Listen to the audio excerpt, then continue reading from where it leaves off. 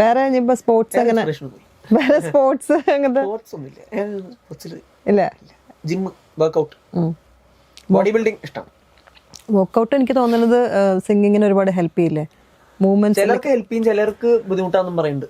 ഈ ചിലർക്ക് weight lifting, നമ്മൾ ഈ വെയിറ്റ് എടുക്കുമ്പോ എനിക്കറിയില്ല കേട്ടോ ഇത് എത്രത്തോളം എനിക്ക് അനുഭവപ്പെട്ടിട്ടുണ്ട്.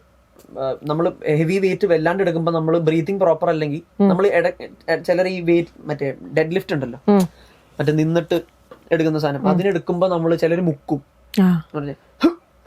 ഈ സാധനം വരുമ്പോ അത് that's bad for our throat. അത് നമ്മുടെ ത്രോട്ടിനെ സ്റ്റിഫ് ആക്കുക അങ്ങനെ എന്തോ പറയും. അപ്പൊ എന്റെ ഒരു സമയത്ത് ബ്രീത്തിങ് തെറ്റായിരുന്ന സമയത്ത് എനിക്ക് ഇത് പ്രശ്നം ഉണ്ടായിരുന്നു.